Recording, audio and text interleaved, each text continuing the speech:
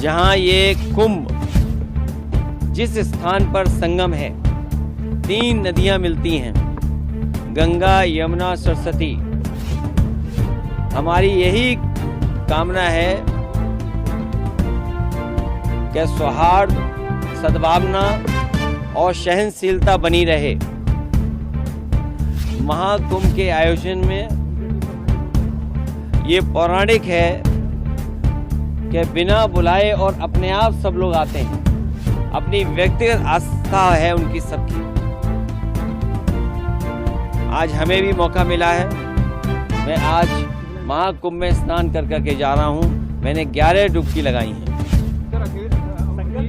UP का बंटवारा नहीं होना चाहिए, क्या कहेंगे आप? देखिए, बंटवारे और नकारात्मक राजनीति के लिए जगह नहीं है। आज कुंभ का तो यही संदेश होना चाहिए, सकारात्मक संदेश होना चाहिए। और आज के दिन यही संकल्प हो कि जब कभी भी हमें याद आए कुंभ, तो हमें सौहार्द, सद्भावना और सहनशीलता हमेशा बनी रहे।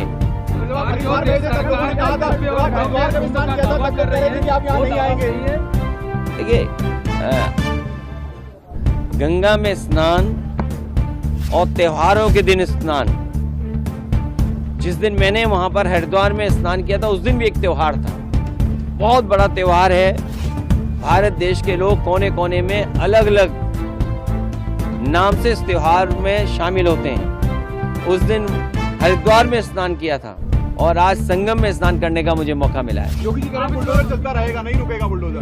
देखिए, बुलडोजर चले नहीं चले, सरकार कैसे बचेगी? जब सरकार ही नहीं होगी तो बुलडोजर किसके पास होगा? संकल्प यही है कि सौहार्द बना रहे, सद्भावना बनी रहे, सहनशीलता हो, और जो भी स्नान हो सहनशीलता के साथ स्नान होना चाहिए। ये सरकार के लोगों को कोई स्पोर्ट्स इवेंट नहीं बनाना चाहिए इसको। ये आज जो सरकार बुलेटिन जारी करते हैं, अब वो आगे जारी हो गई है, अब खत्म होगा, आपने आके व्यवस्थाओं को देख लिया। देखिए, समाजवादी सरकार में भी और पहले भी नेताजी को भी और हम लोगों को भी कुंभ के आयोजन को करने का मौका मिला था। जो उस समय कुंभ हुआ था, कम संसाधन में सरकारें अलग अलग थी। यूपी में सरकार दूसरी पार्टी की थी, समाजवादी पार्टी की थी। दिल्ली में सरकार दूसरी पार्टी की थी। लेकिन उसके बावजूद भी कम संसाधन में 800 और 1300 करोड़ में वो महाकुंभ या कुंभ से जो 12 साल बाद होता है, वो कुंभ कराया गया था।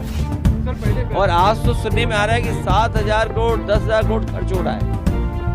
अगर यहाँ लोगों को असुविधा हो रही है चलने के लिए, मैंने खुद अपनी आंखों से देखा है कि बुजुर्ग, जो महिलाएं हैं, जो पुरुष हैं, वो कितनी दूर से चल करके आते हैं। अगर आप कुंभ में इतने 1000 करोड़ रुपए खर्च कर रहे थे, तो कम से कम बुजुर्गों के लिए कोई ऐसी व्यवस्था होती जो बुजुर्गों को ज्यादा पैदल नहीं चलना पड़ता।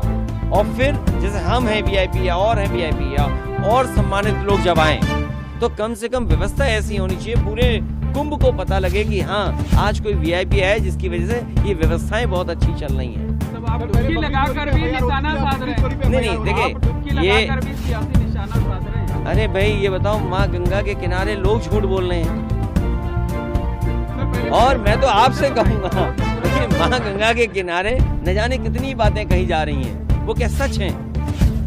लेकिन अगर आयोजन 1300 करोड़ में अच्छा हो सकता है, 800 करोड़ में अच्छा हो सकता है, तो 10,000 करोड़ में, 7,000 करोड़ में कितना अच्छा हो सकता है?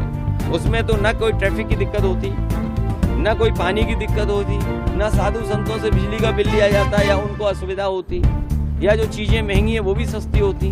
अरे इतना कुछ हो सकता था 10,000 करोड़ में।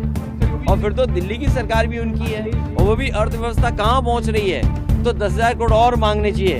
हमारी मांग है उत्तर प्रदेश सरकार को, दिल्ली सरकार 10,000 करोड़ और रुपए दे, जिससे हाँ महाकुंभ के आयोजन के लिए, जिससे यहाँ की ट्रैफिक व्यवस्था अच्छी हो, बुजुर्ग हों, महिलाएं हों, बच्चे हों, उनको बहुत दूर से अपने सर पर, अपने कंधे पर सामान रख करके न लाना पड़े, कोई सुविधा हो जिससे यहीं पर आ जाएं। और साथ ही साथ दिल्ली सरकार जहाँ बजट दे 10,000 करोड़, और वहीं ये जो किला है वो भी उत्तर प्रदेश सरकार को दे दें, क्योंकि यहाँ यहाँ परंपरा ये है कि लोग दान कर करके जाएं।